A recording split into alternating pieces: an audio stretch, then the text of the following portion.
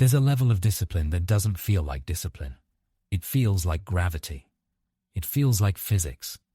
It's the force that moves you through a wall and not around it. It's an inevitability.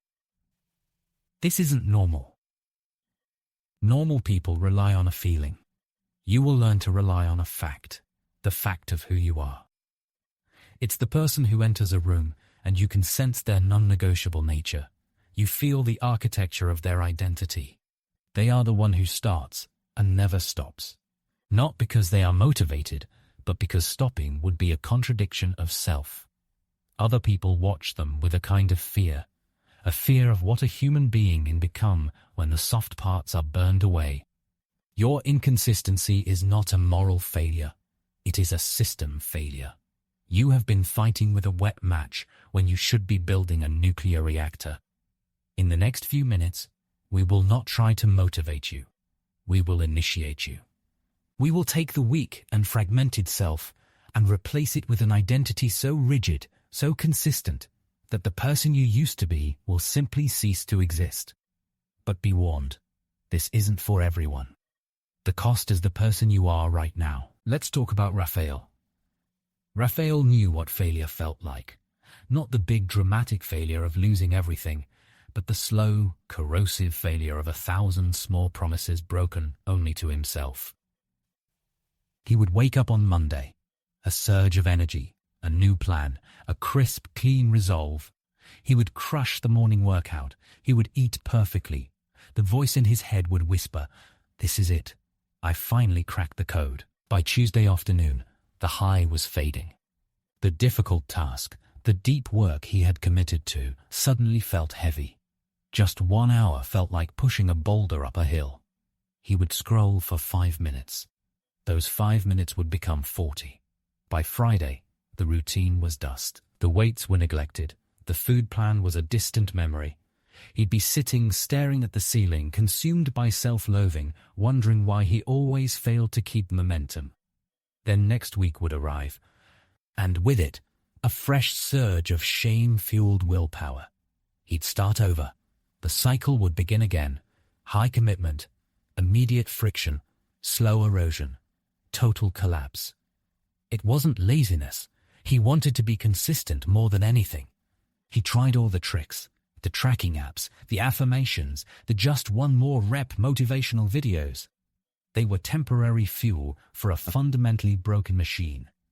He realized the effort wasn't the problem.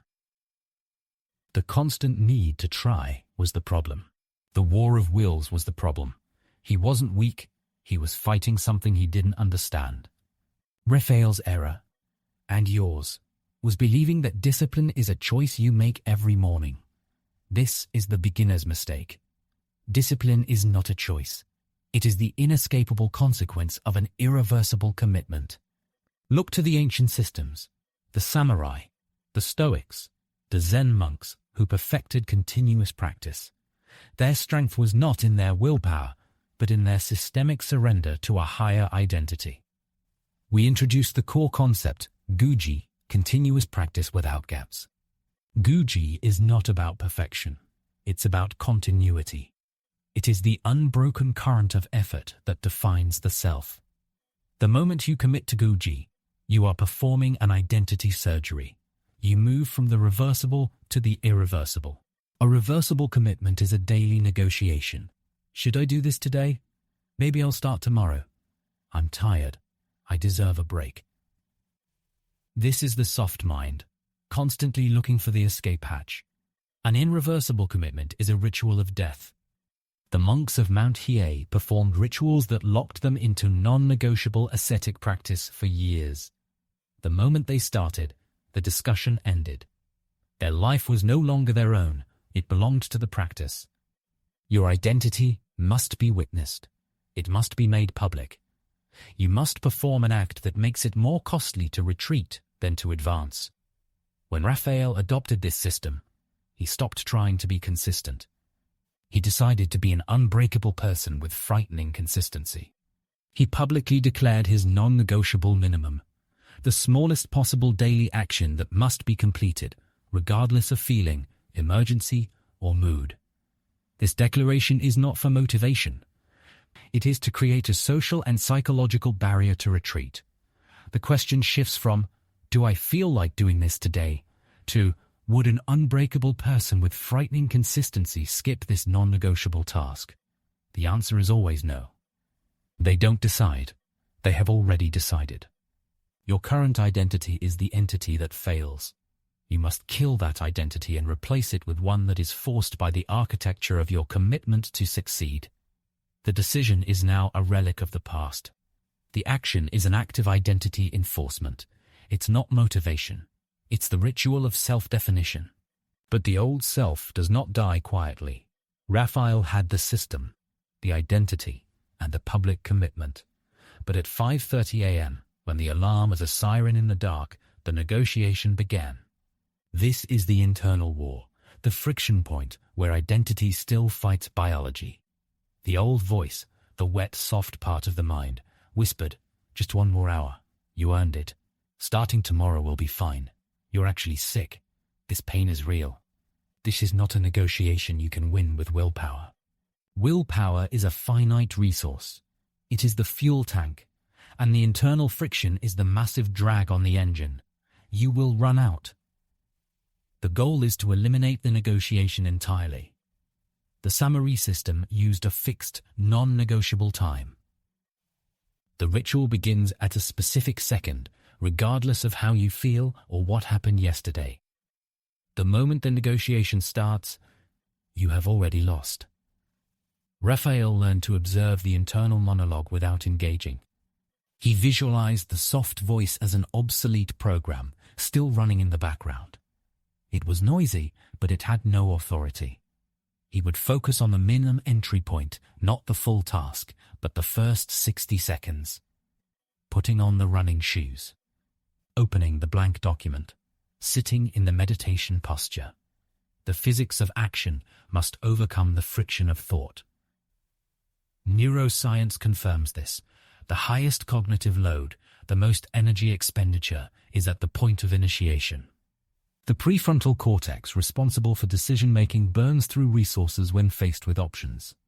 By making the commitment irreversible and the starting time fixed, you bypass the decision-making process.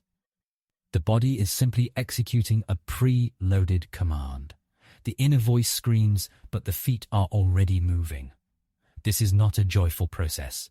It is a slow, grinding override. The first week is agonizing, but Raphael kept the fixed time. He kept the non-negotiable minimum. He won the morning not by silencing the voice, but by refusing to make a decision it could participate in. It was a partial victory. He was still fighting, but now the system was fighting for him. Your greatest enemy is the illusion of choice. The soft mind loves options. It whispers, "If this doesn't work, I can try that. If I fail today, I'll find a better app tomorrow."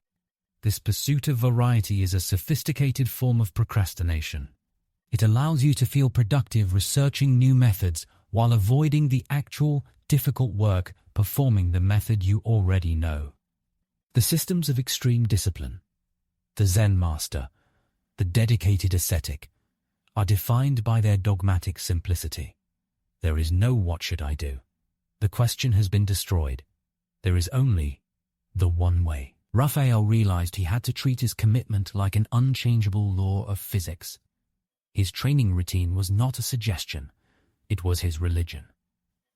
His focus was not his goal, it was his constitution. This is where consistency starts to feel annoying. Annoying is a feature, not a bug. If you are pursuing an identity of frightening consistency, you must become predictable to the point of irritation. You eat the same food, you perform the same ritual, you show up at the same time, every single day. When you refuse the option of variety, you eliminate decision fatigue. When you eat the same lunch, you save the mental energy that would have been spent choosing. That energy is then reallocated to the deep work. People will notice this rigidity. They will criticize. They will mock. "Why are you so boring?" they'll ask. "Don't you ever relax? Don't you know you need balance?" This social friction is your confirmation signal. Their pursuit of novelty is the pursuit of escape, is the equilibrium between comfort and minor stress. Your lack of novelty is the evidence of your irreversible commitment. They are trying to be consistent around their feelings. You are being consistent because you are an unbreakable person. The system must sound like a rule book, not advice. Rule 1. The commitment is fixed. Rule 2. The time is fixed. Rule 3. The method is fixed. You do not optimize the schedule. You execute the schedule. You do not change the method. You perform the method. This elimination of choice is the ultimate freedom from the tyranny of the soft mind.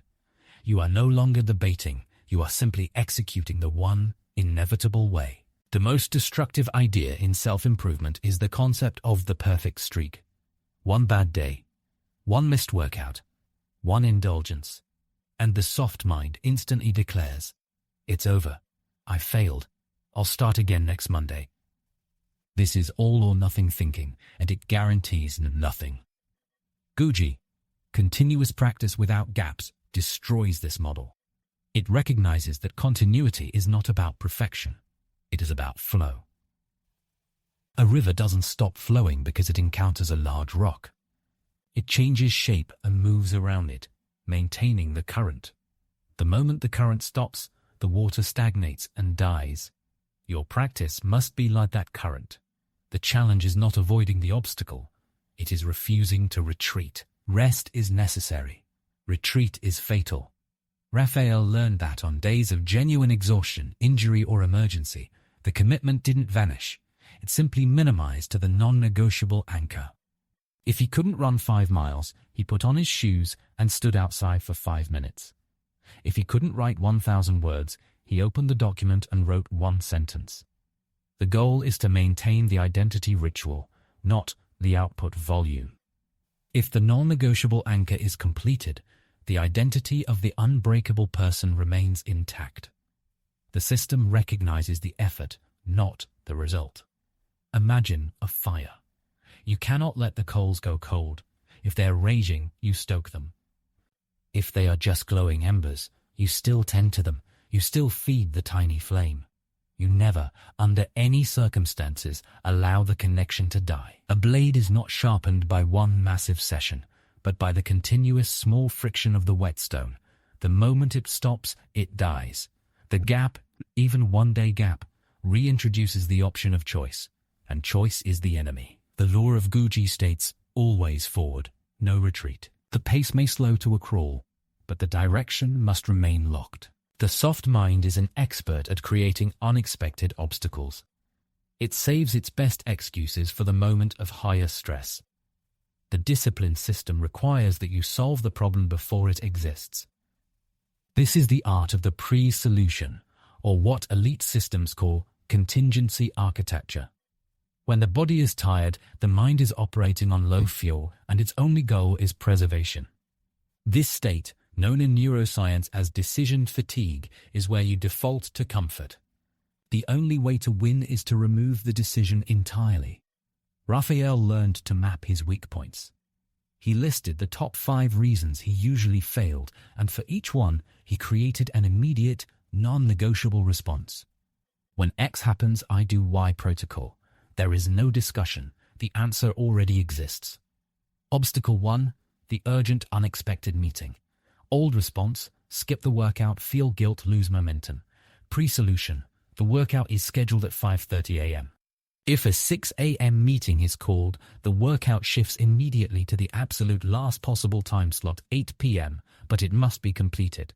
The time slot changes, the task does not. Obstacle 2, total mental exhaustion, the zero energy day. Old response, scroll mindlessly, declare a mental health day, break Guji. Pre-solution. When physical effort is impossible, the rule is to perform the non-negotiable mental minimum for 10 minutes. Read the source text, review the plan. The body rests, but the identity of the worker is reinforced. Obstacle 3. Emotional crisis, fight with a loved one. Old response, distraction, comfort eating, self-pity. Pre-solution. The system uses the routine as a fixed point. When the world is chaos, The 5:30 a.m. ritual is the stable anchor. The focus is diverted from the emotional spiral into the physical or mental task. The discipline is the refuge. Look at the structure of a high-demand monastery or an elite military unit.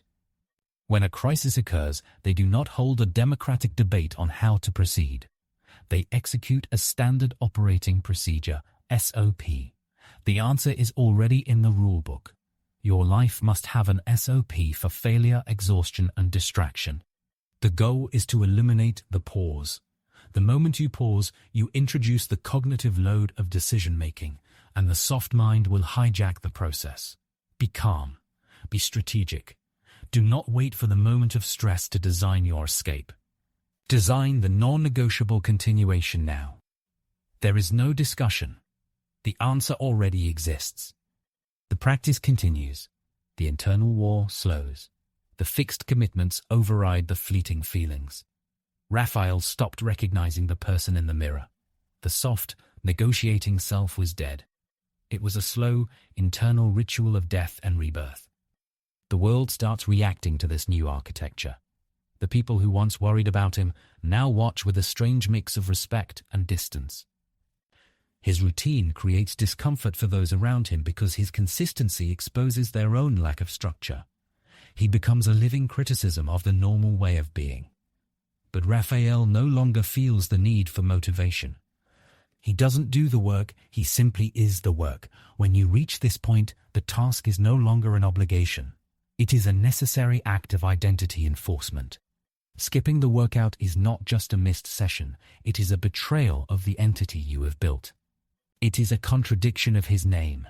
The internal energy once spent fighting the soft mind is now channeled entirely into the task. The friction has disappeared.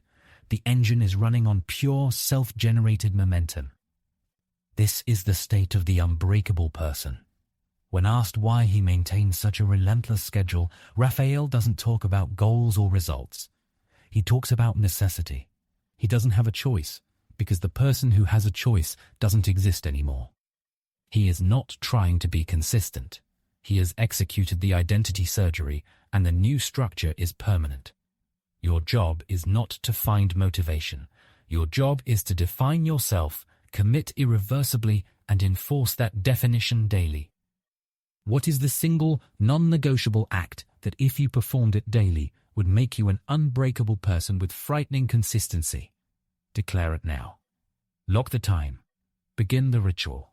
He doesn't do it anymore. He is it.